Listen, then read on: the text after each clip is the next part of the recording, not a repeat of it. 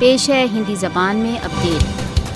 इस समय राष्ट्रसंघ मुख्यालयों में राष्ट्रसंघ महासभा का 77वां अधिवेशन चल रहा है। भारत द्वारा अवैध रूप से अधिकृत जम्मू कश्मीर की जनता देर से निलंबित कश्मीर विवाद के समाधान के लिए इस संबंध में तुरंत हस्तक्षेप की मांग करती है। कश्मीरी इस संदर्भ में इस ओर तुरंत ध्यान देने की मांग करते हैं, क्योंकि कश्मीर विवाद क्षेत्रीय तथा सार्वभौमिक शांति के लिए खतरा है। इस समय चल रहे राष्ट्रसंघ महासभा के 77वें अधिवेशन में आवश्यकता इस बात की है कि विश्व संगठन सचेत हो तथा कश्मीरी जनता के प्रति अपने दायित्व को पूर्ण करे। कश्मीरी आशा करते हैं कि राष्ट्रसंघ उनको दिए गए स्वयं निर्णय के अधिकारों की उपलब्धि के वचन को पूरा करेगा। राष्ट्रसंघ को आगे आकर मोदी शासन द्वारा भारत द्वारा अवैध रूप से अधिकृत जम्मू कश्मीर की जनसंख्यात्मक स्थिति के परिवर्तन को बंद करना होगा। राष्ट्रसंघ को भारतीय सशस्त्र बलों द्वारा कश्मीरियों के व्यवस्थित जनसंहार को बंद करने के लिए आगे आना होगा। ऑल पार्टीज हुर्रियत कॉन्फ्रेंस के वरिष्ठ नेतृत्व ने आशा व्यक्त की है कि राष्ट्रसंघ इस समय न्यूयॉर्क में हो रहे राष्ट्रसंघ महासभा में इस प्रकार के समाधान की खोज करेगा जिससे शांतिपूर्ण जगत की स्थापना हो सके। ऑल पार्टीज हुर्रियत कॉन्फ्रेंस के अध्यक्ष